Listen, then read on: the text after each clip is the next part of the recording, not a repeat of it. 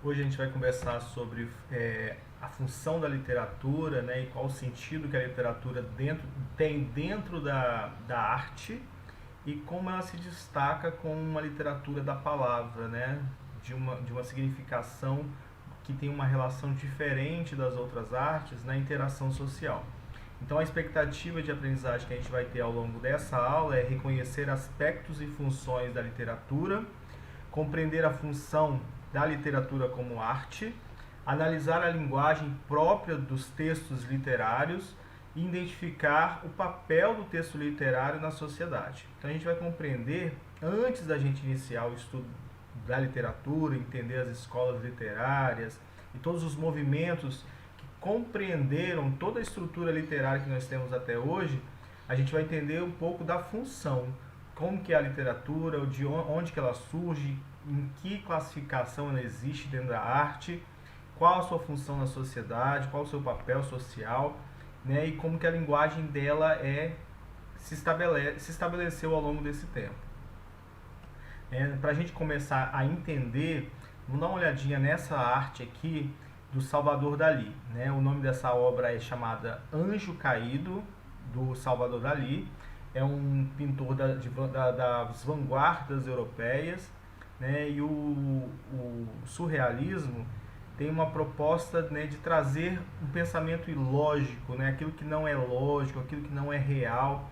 Geralmente são imagens vindas de sonho ou de alucinações, e ele traz para a sua realidade. Nessa proposta de trabalho, o Salvador Dalí estava fazendo um trabalho relacionado a uma obra italiana de lá renascentista, lá de trás, né? Então, Salvador Dalí, 1910 até 1920, o surrealismo está nesse período aí, e ele faz um trabalho de resgate, né, de interpretação de uma obra que foi escrita por Dante Alighieri, chamada A Divina Comédia, lá no Renascimento, mais ou menos 1400 a 1600, nesse período aí. Né?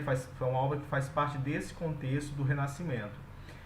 Essa obra de Dante Alighieri, chamada A Divina Comédia, ela conta a história de um cara, que é o próprio Dante, que representa as pessoas, nós, seres humanos, e ele faz uma ida ao inferno, ao purgatório, ao inferno e ao céu, para conhecer tudo aquilo ali. Então, quem conduz ele nesse trabalho é um autor chamado Virgílio. Virgílio foi um escritor lá da Grécia Antiga, né, muitos anos antes do Renascimento.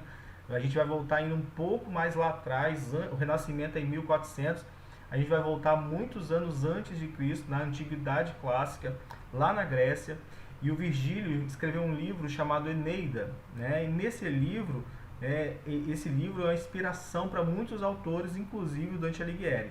Então, o Virgílio, né, autor da obra Eneida, lá na Grécia Antiga, ele é a razão, é ele que vai conduzir o Dante Alighieri pelo purgatório, pelo inferno e pelo purgatório e pelo inferno, porque ao céu ele é conduzido pela Beatriz, que representa aí um símbolo de fé. Então o Dante ele representa as pessoas, ele é o homem, né? Ele representa nós, seres humanos. O Virgílio vai representar a razão e vai levar ele pelo purgatório, pelo inferno, para ele refletir sobre algumas coisas. E ao céu ele é levado pela Beatriz, que é uma pessoa que ele conheceu e que representava para ele um símbolo de fé. Então a gente vai entender um pouco desse sentido da arte a partir dessa ideia. Então o Anjo Caído de Salvador Dalí tem uma relação com isso. Então aqui eu tenho o anjo caído, né? E eu tenho ele abrindo algumas gavetas e buscando na imagem dele, no corpo dele, né, no seu interior, porque essas gavetas abrem, elas estão lá dentro, buscando sentido para algumas coisas, e essas gavetas estão vazias, né? Então isso causa no espectador alguma estranheza, né? Pode afastar o espectador de algum sentido reflexivo, quando você vai refletir sobre alguma coisa e aí você busca significado, busca significação para algumas coisas da sua vida e você não encontra. Então essa obra representa isso. Olha o que o Pablo Picasso fala com relação à arte. Todos nós sabemos que a arte é a verdade. Não é a verdade. A arte é uma mentira que nos faz perceber a verdade. Ou pelo menos a verdade que nos é dada a entender. Então, todos nós sabemos que a arte não é verdade. A arte é uma mentira que nos faz perceber a verdade. Então a arte é como acontece aqui. É aquela que te faz, ao olhar essa imagem do Salvador Dalí, do anjo caído, faz você também pensar e refletir sobre suas atitudes. Nesse momento, o anjo caído está verificando quais foram suas atitudes, seus sentimentos, quais sensações estavam guardadas nele, que fizeram ele se tornar um anjo caído. Né? A arte pode, de alguma forma, te levar a esse ponto de reflexão, né? A te fazer, em muitos momentos, refletir sobre aquilo que você faz, sobre a sua vida. Então aí a gente já começa a entender também um pouco da função da arte, né? O que ela espera da gente. Beautiful Emptiness, que é uma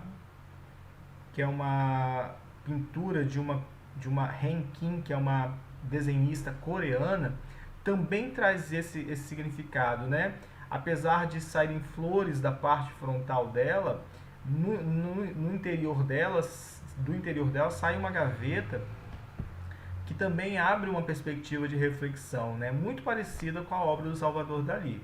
Então são obras muito parecidas. Né? Aqui a gente tem, e olha só o que o Dante Alighieri, né, e o personagem desse livro, a Divina Comédia, olha a reflexão que ele faz. Isso é um trecho do livro que ele faz ao chegar ao inferno. Ele observa uma placa e aquela placa toca nele de alguma forma, né?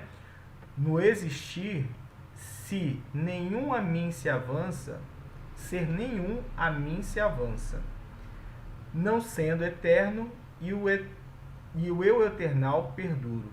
Deixai, ó vós que entrais, toda a esperança. Estas palavras, em letreiro escuro, eu vi por cima de uma porta escrito. Seu sentido, disse eu, mestre, me é duro. Então ele se vira para o mestre dele, o Virgílio, né? E o sentido daquela palavra, daquela frase, é para ele muito duro. Porque ela diz assim, ó, no existir, serem nenhum a mim se avança, não sendo eterno, e eu eternal perduro. Então, nada que há em você, ou nada do que você viveu, ou possa ter vivido, ou adquirido no mundo terreno, vai te servir de alguma coisa ao adentrar o inferno. Você vai deixar tudo ali, e a partir dali você vai entrar sem nada, né?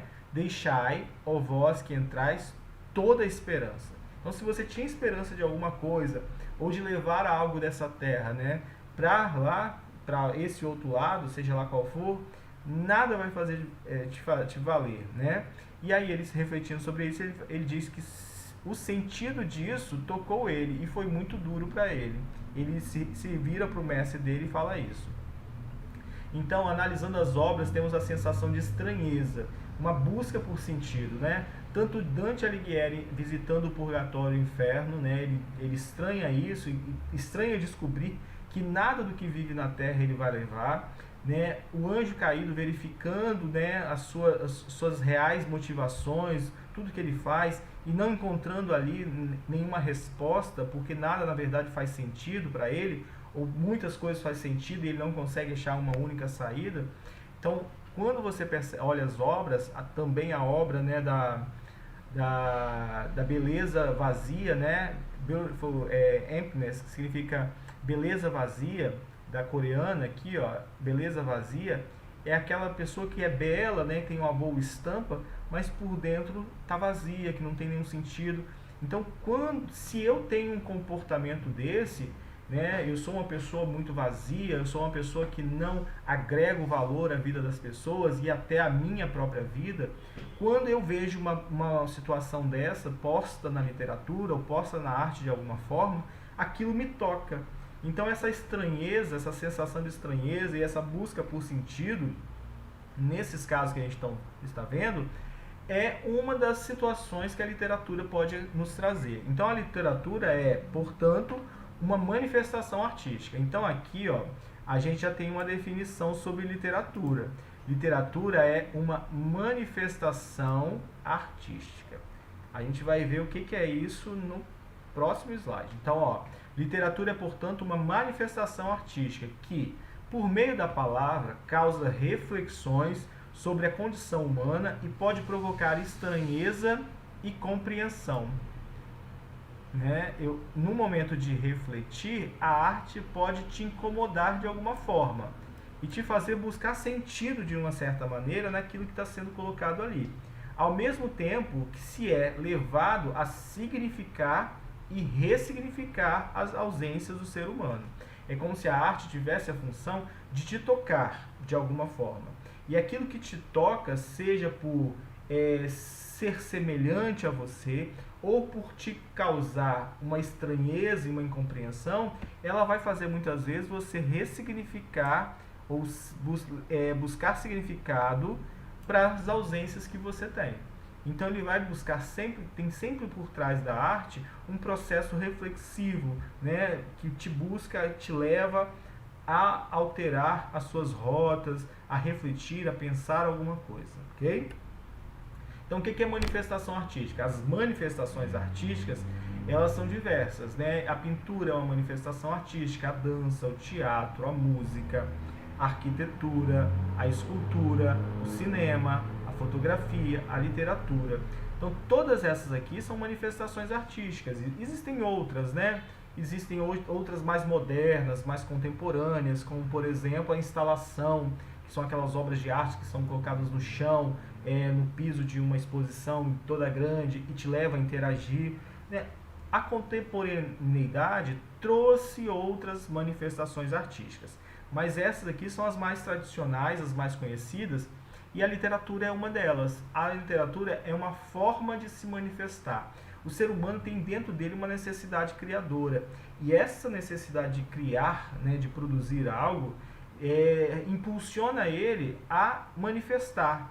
Né? Ele se manifesta de alguma forma, ele se manifesta se expressando, na maioria das vezes, através da arte. Né? Todo mundo tem dentro dessas manifestações aqui uma que vai te chamar mais atenção. Ou eu sou uma pessoa que ouço música e me encanto muito com a música, ou eu sou uma pessoa muito ligada ao cinema, ou a pintura me atrai e eu gosto de pintar. A arte, ela tem uma proximidade, né? Ela toca todas as pessoas de alguma forma. Você pode também, inclusive, gostar muito de todas elas. Né? Então, são situações que dependem de indivíduo para indivíduo. Qual é a diferença aqui que a gente precisa entender? Dentro da arte literária, o que é dentro das manifestações que é particular? Por exemplo, a pintura, ela vai considerar forma e cor. Ela vai usar de forma, né, trabalhar as formas e as cores, para dentro de um determinado quadro, produzir uma imagem ali bidimensional. A escultura, por exemplo, vai trabalhar forma e volume, porque ela vai te mostrar uma produção artística tridimensional. A literatura, qual é o elemento dela? O que ela trabalha? A literatura trabalha com a palavra, tá? A palavra é o elemento, né, de trabalho da literatura. Então, cada manifestação artística, a dança tem o corpo, né? O teatro vai usar o corpo, a dança, né? A música vai fazer encenação, ele vai ter uma série de outros elementos ali para aquela composição teatral. A literatura é a arte da palavra, é aquela que vai usar a palavra. Então, eu preciso entender, antes de mais nada, que a literatura é aquela que vai atuar em cima das possibilidades que, por meio da palavra, ela vai ter de alcançar você de alguma forma. Ela vai exercer sua função por meio da palavra, tá certo? O Carlos Drummond de Andrade tem um poema que diz assim, ó: verbo ser. Que vai ser quando crescer? Vivem perguntando em redor. Que é ser? É ter um corpo, um jeito, um nome? Tem os três. E sou? Tenho de mudar quando crescer? Usar outro nome, corpo e jeito? Ou a gente só principia a ser quando cresce? É terrível ser? Dói? É bom? É triste? Ser pronunciado tão depressa e cabe tantas coisas? Repito, ser, ser, C-E-R. Que vou ser quando crescer? Sou obrigado a? Posso escolher? Não dá para entender. Não vou ser. Vou crescer assim mesmo, sem ser esquecer. Então ele trabalha em cima da palavra ser, ele faz uma reflexão sobre o ser, né? Se ele realmente é, se ele não é, se ele precisa ser. Ele abre uma possibilidade ali de reflexão usando a palavra. Ele vai usar o verbo ser e em cima desse verbo ser ele faz uma série de reflexões sobre esse ditado que as pessoas têm, né? Sobre essa mania que as pessoas têm de perguntar o que você vai ser quando crescer. E aí ele desenvolve uma série de reflexões em cima da palavra. Então a palavra é a estrutura básica dessa manifestação artística chamada literatura. Então a gente chegou então a algumas conclusões já. Que a arte, né, ela surge a partir de uma necessidade criadora, o ser humano tem essa necessidade e ele cria. Essa arte vai tocar o ser humano de alguma forma, levando ele à reflexão, né, de alguns pontos sobre a sua própria vida. A gente entendeu que existe uma série de manifestações artísticas, a literatura é uma delas. A literatura é aquela manifestação que atua a partir da palavra. Então a linguagem literária, quando a gente está falando de literatura, a literatura tem uma linguagem própria, né? A linguagem da literatura, ela apresenta três aspectos significativos. O imaginativo,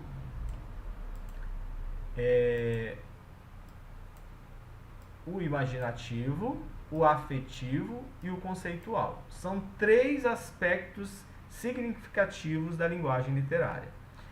O imaginativo é o aspecto do texto literário, refere-se às figuras de linguagem, que se fundamentam em relações de comparação e de contiguidade. O que são as figuras de linguagem? São aquelas outras formas de te fazer perceber, sentir ou imaginar. É um grau de elevação da sua imaginação maior do que a linguagem denotativa, aquela como está no dicionário. É quando eu uso uma palavra para trazer outros significados. Quando eu trago outros significados a uma palavra, né, eu saio do seu contexto já existente, eu crio ali figuras de linguagem. Essas figuras de linguagem, elas vão atribuir ao texto literário um poder de imaginação muito maior. Olha esse verso aqui, ó, esses versos, né, desse poema do Mário Quintana. Os poemas são pássaros que chegam não se sabe de onde e pousam no livro que lês. Então os poemas são pássaros, né? Eu fico imaginando como seria um poema. Os poemas são pássaros, eles podem voar. Eles voam como? Eles voam pela nossa imaginação. Então essas associações, você dizer, por exemplo, que o poema é um pássaro, você está usando aqui de uma figura de linguagem que é a metáfora, né? Você está metaforicamente atribuindo outros significados às palavras. Um poema não é um pássaro, mas dentro da linguagem literária isso é aceito, porque isso estimula a imaginação e me permite usar todas as possibilidades da palavra para levar o leitor a entender melhor aquilo que ele está lendo e aquilo que ele está pensando, ampliando ainda mais aquela possibilidade de refletir. Outro aspecto da linguagem literária é o afetivo, o aspecto afetivo do texto literário. Refere-se à afetividade presente na escrita literária, elemento que distingue das demais escritas. Nesse texto aqui do livro A Casa das Bonecas, da Catherine Mansfield, ela traz alguns elementos, ó, como irmãzinha, e sua irmãzinha, Elsie, usava um vestido branco e comprido, mais parecido com uma camisola e um par de botas de menino. Mas qualquer coisa que a nossa Elsie vestisse ficaria estranho. Era uma pequerrucha, com cabelo cortados rente, de olhos enormes e solenes, uma corujinha branca. Aqui uma vírgula, né? Uma corujinha branca. Então essas três palavras aqui, ó, demonstram um texto, na palavra usada pela literatura, né, um tom afetivo, traz uma afetividade. Esse aspecto permite, ele é muito comum na literatura, da aproximação com o leitor por essa afetividade. E quando ele fala irmãzinha, quando ele fala pequerrucha, e quando ele fala ele atribui essa outra característica que é a irmã dele, uma corujinha branca, ele está atribuindo afetividade ao texto literário. Então, além da imaginação, que é usada por meio das figuras de linguagem, né, da linguagem conotativa, a linguagem literária tem esse aspecto do afetivo. Isso faz aproximar a história e a cena vivenciada ali com mais afetividade. Existe uma aproximação do leitor. E o último aspecto é o aspecto conceitual. O aspecto conceitual do texto literário refere-se à metalinguagem. Quando a gente viu lá em funções de linguagem, a gente viu que metalinguagem é aquela função da linguagem que é o código falando do próprio código. Um poema falando do próprio poema, uma música falando da música, um filme mostrando uma gravação de um filme. Então, o texto conceitual do texto literário refere-se à metalinguagem do próprio texto, isso é, os pensamentos filosóficos do artista e a sua ideologia sobre a arte que produz. O que eu entendo com isso? Que atrás de todo texto, de toda palavra que existe na literatura, existe ali também uma filosofia ou uma ideologia, né, que é seguida por esse autor. Então nela está o pensamento do autor, a ideologia, as suas crenças, aquilo que ele tem consigo, né, aquilo que ele tem como verdade. Nesse poema aqui do Paulo Leminski, o bicho alfabeto tem 23 patas ou quase.